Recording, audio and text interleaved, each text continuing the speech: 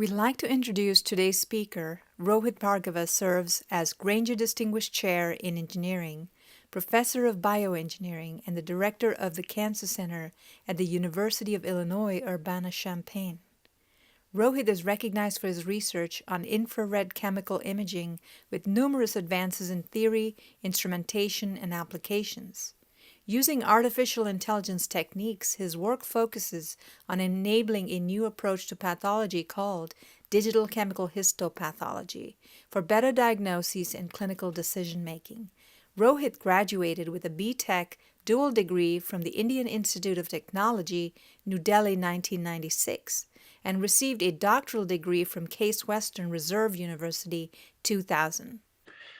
Today, I'll talk to you about something in which data science is almost central, and it's this idea of using chemical imaging in this new field, particularly using it for digital pathology.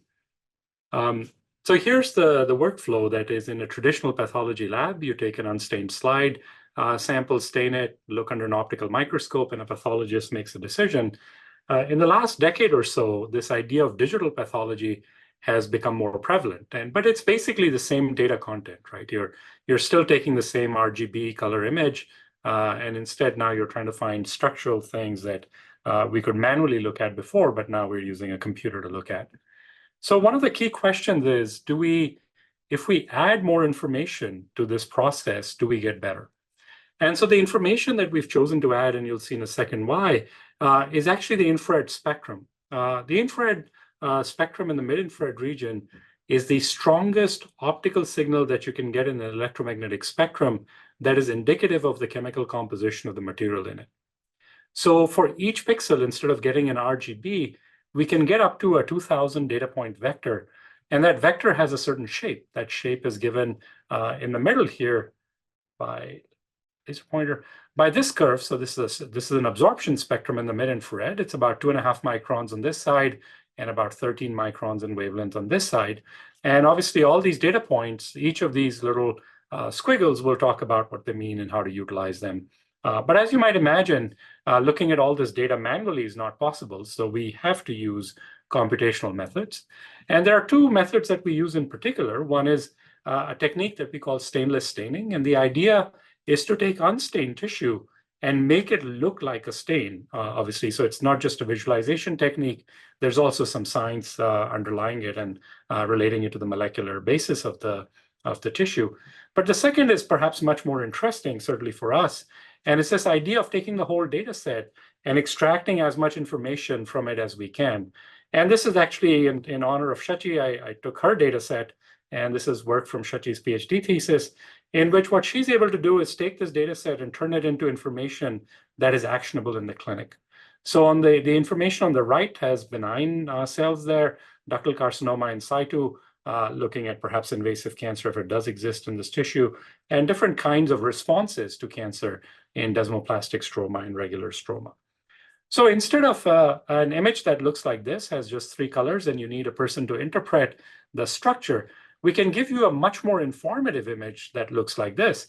But obviously, there's a lot of technology under the hood that's represented here, from the instrumentation to the AI portion of it. So just to share with you some examples, here's a stainless staining image from some years ago. And this sample, actually no dyes, no colors have been used on this sample at all.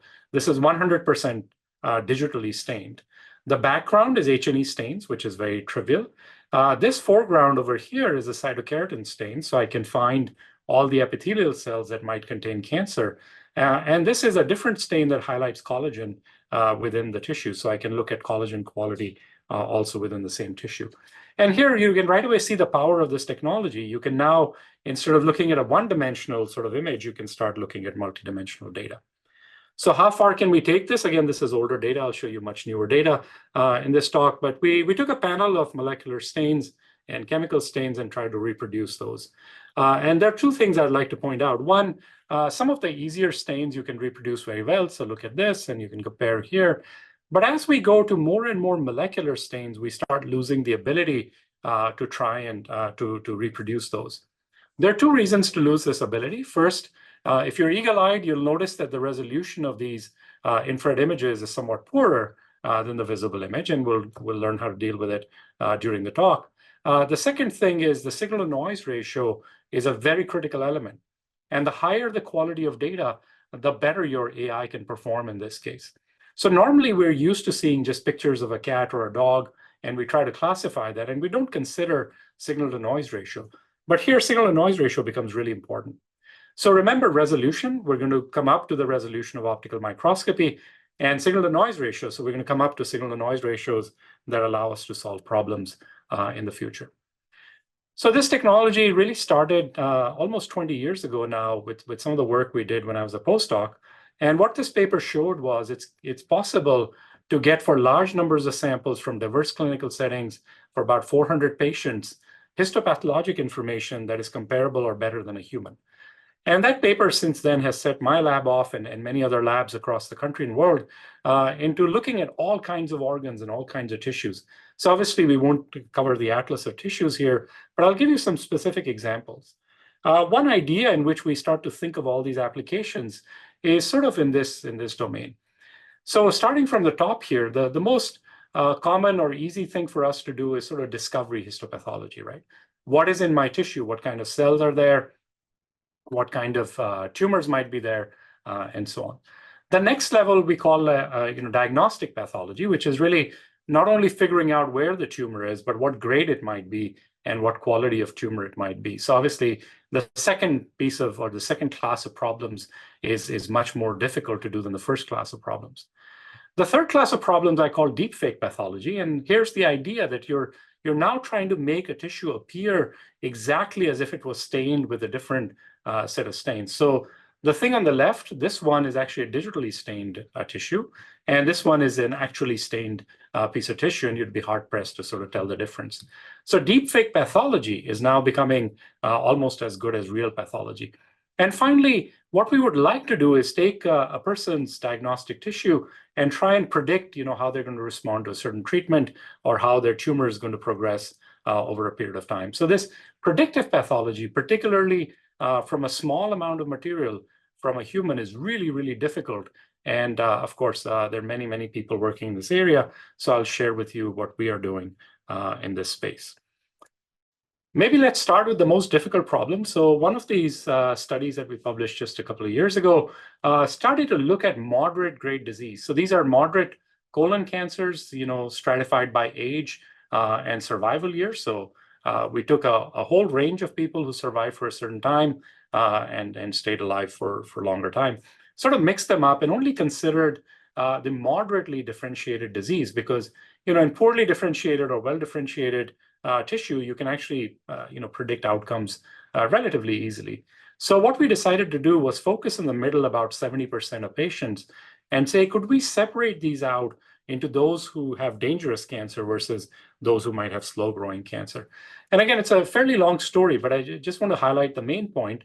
The main point is that using infrared chemical imaging and using machine learning, we were able to figure out which components of the microenvironment contributed to disease progression in colon cancer. And by just making a simple optical measurement, no reagents, no dyes, not a single immunohistochemical marker, just by looking at the optical response, we were able to take moderate grade patients and sort of separate them out into two groups, one of them high risk, the other one low risk. And what we are trying to do now is improve our method with some of the instrumentation that you will see in this talk, and try and move this black curve up so that we can really segment out those at low risk who don't need to be treated right away versus those at high risk who need treatment very, very quickly. So just to summarize, this first section, what we have here in front of us with this new technique is really high content data. As you might imagine, there's some powerful spatial spectral relationships. Using AI, which we necessarily have to do, you can take analysis beyond human cognition. But certainly there are questions about, can you be assured of this information? And second, what is the domain relevance of this information? So all of these information potentials are sort of balanced by measurement challenges, right? If you want to get high content data, now you need high speed. Instead of measuring 3 frequencies, if you're going to measure 2,000 frequencies, you're going to be 600 times slower. So obviously you need much more time. Second is this idea of signal to noise ratio that I already talked about, but also can we enhance the spatial quality of data? And again, these I won't belabor every point, but the bottom line is that for each and every potentially useful aspect of this technology, there's also a challenge. And when we combine all of these and actually solve these challenges systematically, we can actually come up with a solution that realizes the potential of this high content data set, particularly using AI techniques. So in the rest of the talk, I'll share with you maybe some of what is the underlying basis of this technology, what are we actually measuring, give you some examples of what we measure, and then tell you a little bit about practical instruments, and perhaps end with something that's really on the horizon. So let's look at the data quality first and see what is it that we're actually measuring. Well, if you've gone through Chemistry 101, they teach you this, right? That an infrared spectrum is really a reflection of what is present in the sample. And here I'm just looking at the spectrum of water. And I can go back and tell you the subcellular or the submolecular picture of water with this. But as we go to more and more complex materials, for example, here's an infrared label that we just developed, you start to see the spectrum becomes more and more complex. So there are two aspects that I'll talk about. One is this region that is kind of, you see this very complex line shapes. This is called the fingerprint region. And this blue shaded curve is called a silent region. So the opportunity here is to look at the fingerprint of the native tissue itself. And in the silent region, where there's no biological activity, we can actually add a label. So here you've got a class of labels that we've developed in the lab. And essentially, we can put, just looking here in this small wavelength region, we've put 4 different labels that can actually be distinguished. And certainly, you can put many, many more in this particular case. The wonderful part is these labels are linear in concentration, so you can actually quantify the molecular composition. And here what we did was try to quantify the molecular composition of a drug diffusing into a cell over a period of time, right? This is for an ensemble of cells. So what we were able to show here is that some cells take up the drug really quickly, other cells take up the drug slowly, and so on. If you actually take the same idea and you say, I'm going to correlate one-on-one with biology, the story gets really complex very quickly. So here's the spectrum, and some parts of it, this orange part of it reflects the carbohydrate. So here's an example of a carbohydrate peak. Nucleic acids have their own peaks. Proteins have their own peaks. Lipids have their own peaks, and so on. And again, I'm just giving you the first approximation of this spectrum. And so what one can do when we look at biology is try to break down the problem into its constituent parts. So for example, here we try to ask the question, could we identify cells in different phases of cell cycle using this technology, just again, without labels, without dyes of any sort? So obviously, as you can imagine, we would collect data for cells from different cell cycles. We'd build some correlations based on their spectral data. And then we'd be able to predict what happens when you treat those cells, for example, with a drug or treat them to excite tumor progression in that model. So again, the second level of use is just as a monitoring technology. The first level is direct molecular. Second level is just a monitoring technology. And here you can take that monitoring technology and turn it into a spatial data set. So this is an example of showing how cell cycle activation within a single tumor spheroid turns over a period of time within single spheroids. The third thing we can do is, again, start from this really basic idea, go back to the spectrum, but instead of thinking now about individual components or individual physiologic states, we can start exploring some really complex tissue composition or physiologic states. So here's an example of a brain section. And if you go to different parts of the brain, you see characteristic spectra. And you'll see some very nice differences between lipid, protein, nucleic acid content in different parts of the brain, and so on. But what we can do is turn the expression of each one of these molecules into a barcode, right? So here's the lipid barcode, here's the protein barcode, the nucleic acid barcode, and the carbohydrate barcode. And now for each and every pixel in the tissue, we have 4 barcodes at our disposal. And it's not just this barcode. Actually, if you zoom in into one of those bars, there's a further barcode in it that talks about the secondary structure of the molecules that's present here. So we have a very large scale, initial scale bar that we can use as a compositional map. And then when we zoom in, we have much more detailed structural information that we can get. So the question now becomes, how much information should I mine and in what sense, right? So thus far, I've only talked to you about the spectral information. let's talk a little bit about the spatial information and how it relates to progression in a population. So in general, in this field, if you want a good primer of what's going on in this field, here's a recent paper. And what this paper is talking about is you start from a population and you build an application that allows you to segment those with disease from those without disease. What are the complicating factors within doing that? And maybe what are some of the steps, the key steps in the AI workflow that you would use for such a problem? So if you want to go back to the details, I'd refer you to this paper. But essentially, the take-home message that is present in this paper is that the spatial coverage, the analysis, the signal-to-noise ratio, the content of your data, and the ability to explain it, all of those come together in a workflow. And so I'll explain a little bit about the spatial and spectral qualities, but then we'll turn our attention to the workflow and how we actually achieve some of the results that we see here. So I don't think I need to tell this audience, but if you take bad data, you get bad information, right? And particularly with modern machine learning algorithms, you've got to be really careful with the data that you feed into these algorithms. So in my lab, we've established a pipeline actually before we even acquire data, from basic optical theory to simulation to building our instruments, then to careful data analysis, and then on to biomedical insight. So it's not just taking off-the-shelf data and putting it into an off-the-shelf AI algorithm.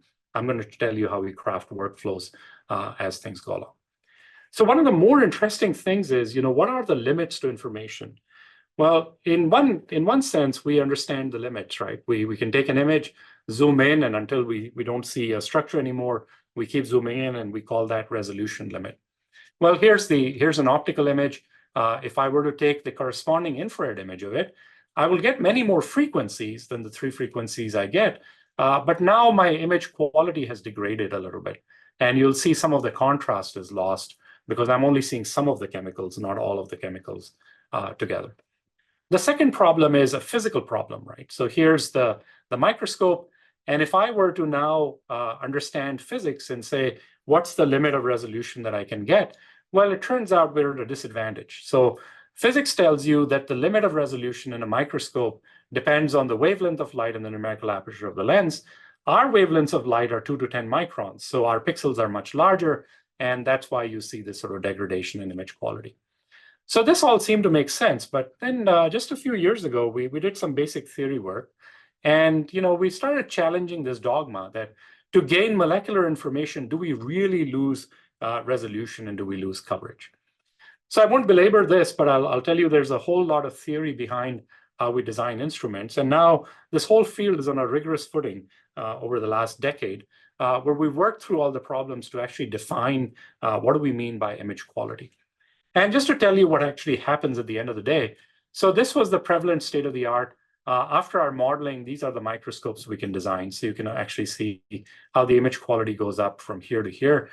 Instead of looking at individual cells, which you could get maybe 1 spectrum per cell, now you can look at subcellular data and so on. So one aspect of my lab is constantly pushing this idea of gaining higher resolution, gaining higher data quality, and so on. Well, obviously, this improved things a little bit, but what's the limit, right? How do we get to the limit of information? And it turns out there's a very interesting relationship. The limit to information in chemical imaging is not just like light diffraction like you see in optical microscopy, but it might also come from the chemical content of the data. So here's some more recent work in which we tried to ask the question that how are the physical limits of the data related to the chemical limits of the data that you acquire, and actually came up with this relationship. So after this modeling in this paper that you can see, what we were able to come up with is the physics part, which is lambda over Na. This is standard physics. And then we came up with another factor, and this factor has a log 2. The reason you have the log 2, it comes really from information theory. And what we're trying to do here is trying to separate 2 things. We're trying to ask the question that can we resolve 2 objects or not? So it's a binary decision. And that decision depends on the signal-to-noise ratio, and it depends on the spectral distance between the 2 points that you're trying to resolve. So really, for the first time, what we've done here is we've correlated the signal-to-noise ratio with the physical limits, correlated the information domain with the physical domain. And now you can trade those off. So for example, if you increase your signal-to-noise ratio, you'd have to increase it by a lot to overcome the wavelength effects or numerical aperture effect, right? So again, if you want higher quality data, use a higher NA lens, use a shorter wavelength. But if you have no choice on the wavelength, like you don't in the spectroscopy world, then go to very high signal-to-noise ratios, and you can do a much better job. So of course, that has practical implications for how we design instruments, but it also has practical implications on what we do with the data. So this is one example of post-processing where we've tried to deconvolve data. What this relationship is telling you that don't have a pixel size that is smaller than what this allows you to get. Also, intuitively, you can understand that if you want a smaller pixel size or a smaller deconvolved pixel size, you've got to increase the signal-to-noise ratio in some way. So if you're going to deconvolve images in the chemical domain or generally, you should first do noise rejection and then deconvolve them afterwards. Again, those who are experts sort of know this idea there. But what this relationship tells you is that there's an optimal or there's a maximum information pixel size. And if you make your pixels smaller in deconvolution, you're not going to get any benefit beyond that. You're going to just hallucinate. So it's really for the first time that we've tried to link physics and information together that tells us how to design instruments and process data and so on. So now, of course, no talk nowadays would be complete without deep learning. So here's an idea. Here's just one talk. We'll talk a little bit more about deep learning on these data in a little while. But what you're seeing here is that we can actually take infrared data that used to look like this and now use deep learning to make a super resolved data that looks like this. And again, we can get sort of optical microscopy quality data. So there is a path to beating the wavelength limit in data science, using data science, but that path has to be very carefully trod. And of course, we have a physics basis for doing that now. So we're pretty confident in some of these results that you'll see shortly in the talk. Let me switch gears here and actually tell you my favorite way of increasing data quality, and that's really going into hardware. So one of the things that is sort of the curse of better data quality is a loss in signal-to-noise ratio and an increase in measurement time.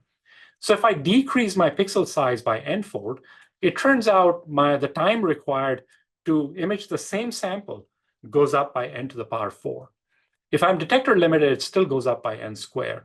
So if I go from a pixel that's 10 microns to a pixel that's 1 micron, I will increase my time required by 10 to the power 4 in that particular case. So again, this is a big problem. And how do you design instruments that actually have high quality SNR and also cover a lot? So we went back to the initial study that we actually did. And here's data science gave us an answer. So back when we did this study, computers were not particularly good. And we were collecting gigabytes of data, but we could only process megabytes at a time. So we said, why don't we dimensionally reduce the data, but from a chemical point of view?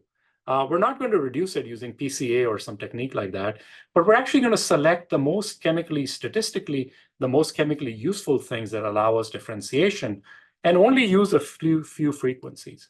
So as opposed to using all 2000 frequencies in a PCA or something, we asked the question that if we used only a limited number of frequencies, how much classification accuracy would we lose and how much speed would we gain?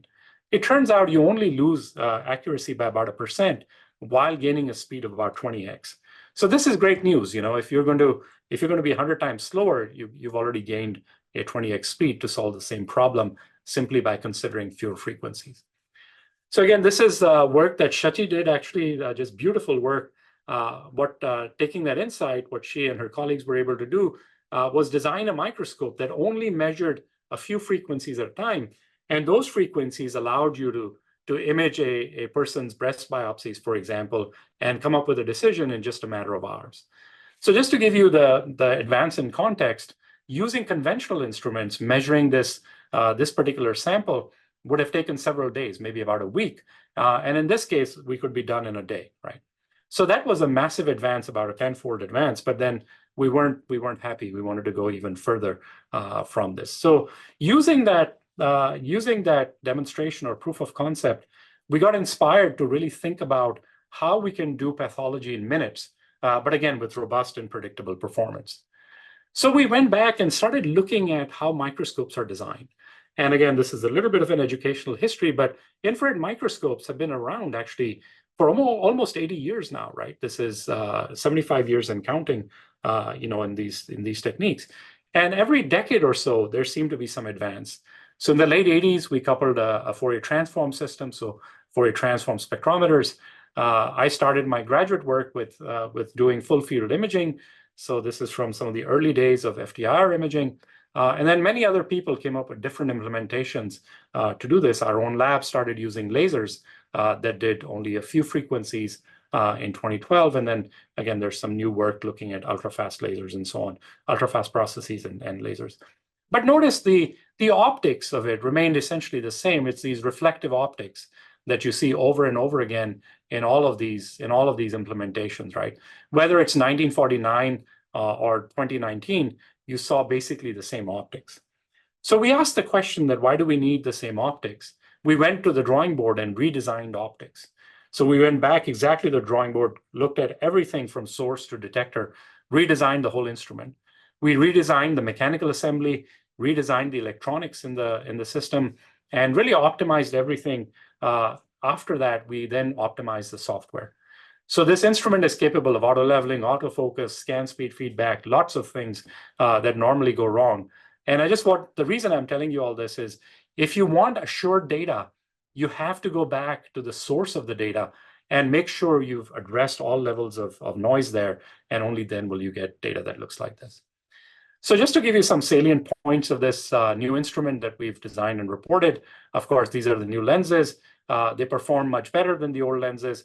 Here's the old field of view. Here's the new field of view. So just a massive increase in the field of view, massive increase in the quality of the data, because these are well-designed, optimized lenses, and well-designed, well-behaved modulation transfer functions in the microscope. The net result of all of this for pathology is that we can scan really large areas in a matter of minutes. So this is a large colon tissue sample. It's a 1 micron cellular resolution approximately, and you can start to see the image quality now show up right away. And the wonderful thing is this excellent image quality, this large scanning is achieved fast. So in this particular system, we're able to scan 10 millimeters by 10 millimeters in about 2 minutes, which means we can do a glass slide in just a few minutes. So what we decided to do was physically section a tissue. We took a tissue, sectioned it 75 sections, and we put them together. And we built up 3D views of the tissue. So this is 1 micron resolution, 3-dimensional full chemistry of the tissue. And now you can start to explore spatial 3 dimensions, chemical, many, many dimensions. And of course, the data quality is excellent for this thing. Going back to pathology, of course, the excellent data quality also gives you excellent results. So here's a digital image.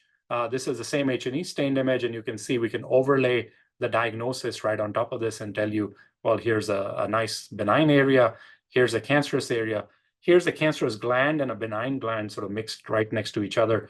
So again, you can do these very sophisticated things with not only sophisticated algorithms, it's a deep learning type approach here, but also very good data to begin with. Okay, so we think this kind of technology can reduce workloads, it can improve decisions, provide new insights, and certainly exceed human limits.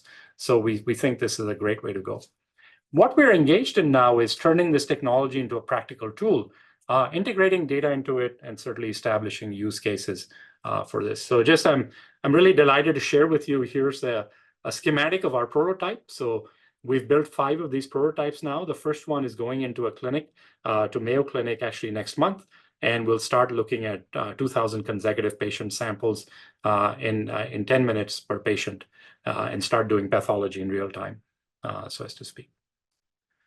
So let me, in the last sort of part of this talk, focus a little bit on AI and how that comes into play in our particular application. So certainly it comes into play in recognizing diseases, just like you would in digital pathology, but it's a little deeper than that.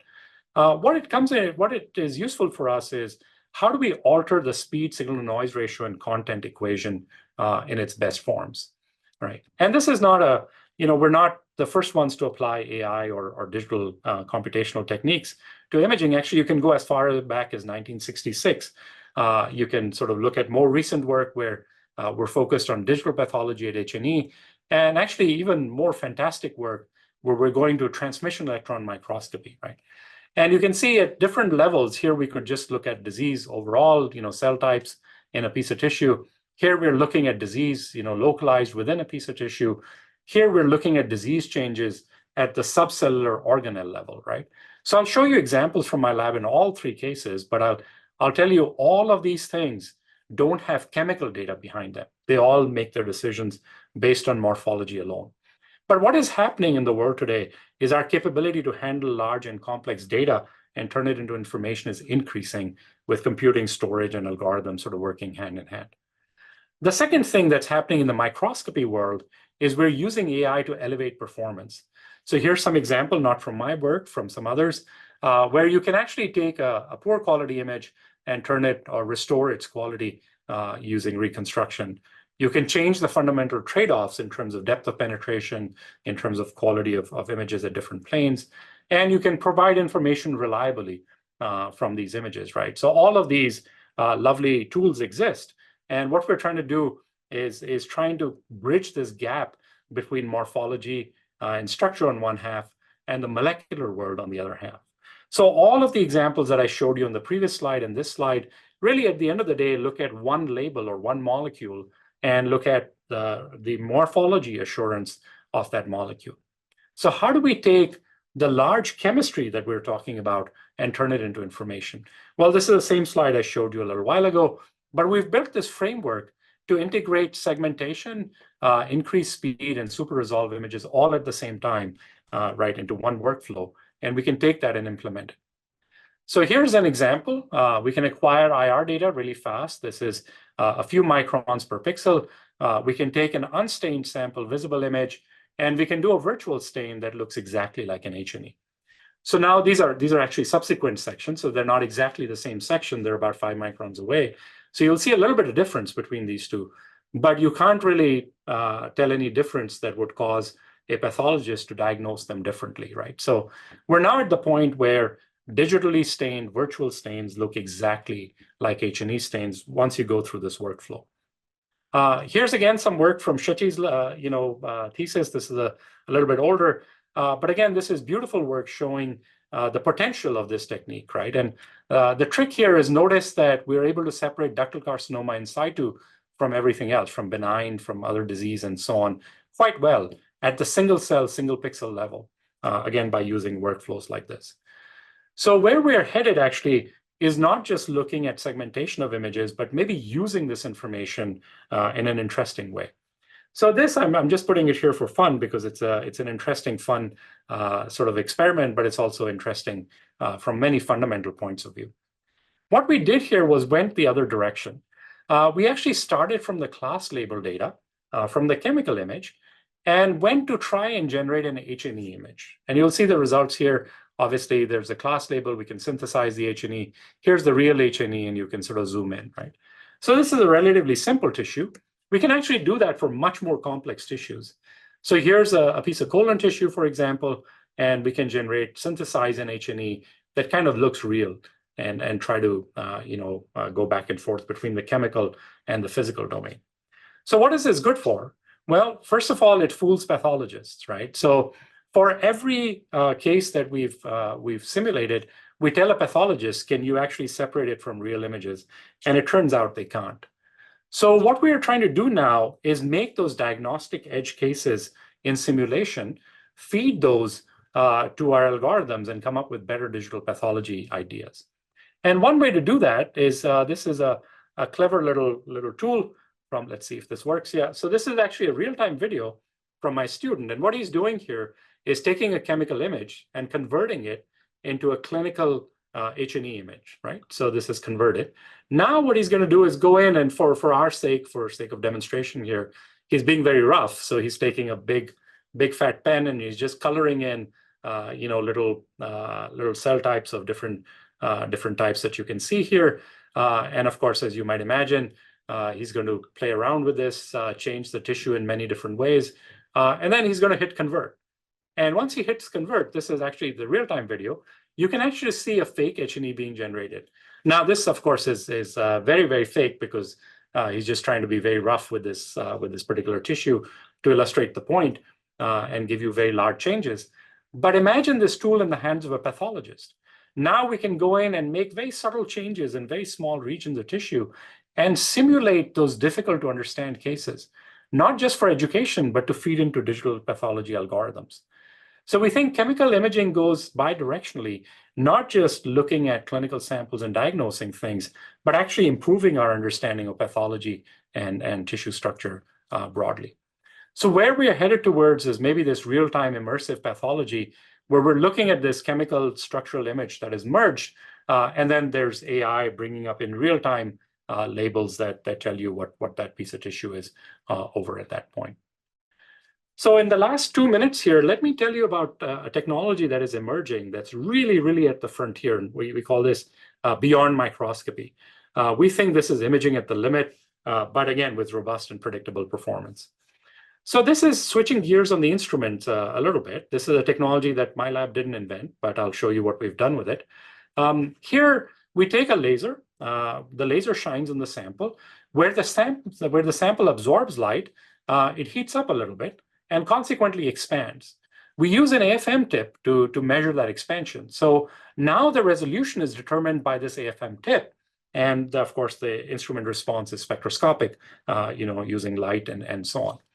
So there were this technology has been around since 2005. But when we started working on it about 5 years ago, there were 3 limitations. One, the mechanical properties of the tissue were coupled to the chemistry, so you couldn't separate those two. The second was the signal-to-noise ratio was always limited. No matter what you did, you were limited to about 15:1. And the technique was really, really slow, right? You couldn't measure anything in a matter of days and so on. So we started back from the ground up. We started simulating this. We started building a theory on how the sample response, which is epsilon given here, relates to the deflection of the signal at the detector and compares to the sample properties that you see here. And again, I won't sort of belabor the math here, but I'll just tell you that what we were able to do with the modeling was actually separate out the mechanical terms from the chemical terms. And then the idea becomes really simple. If we can measure the mechanical terms separately, then we can separate out the mechanical and chemical terms from this tissue. So here's our new implementation. What we did was put a piezo under the sample, and we can now move the sample against the rigid detector, measure measure the mechanical properties, number 2, measure the chemical properties, interleaved, and then correct all of them. And so we can get corrected mechanical chemical properties. Okay, great. So we can get corrected chemical data from this. But the equation came with a problem. So the equation, if you see here, this is the chemical data. This is the instrument transfer function that is composed of the mechanical and chemical component. But now we got this additional term. And what this additional term is the interaction term between the sample and the cantilever. So the cantilever people thought was a rigid object that just moved up and down like this, but actually it moved with noise like this. And since we are looking at such fine scales, thermal fluctuation in the sample coupled with it. And so if the cantilever ever moved, noise would be proportional to the movement of the cantilever, right? So if you're moving the cantilever, you're going to be always limited to a certain signal-to-noise ratio that depended on the cantilever quality. So we thought there's no way out of it, but actually there's a really clever way out of it. The clever way is, instead of maximizing the cantilever motion, actually make the cantilever motion 0. So we're going to turn this particular term into as small as we can by turning this motion 0.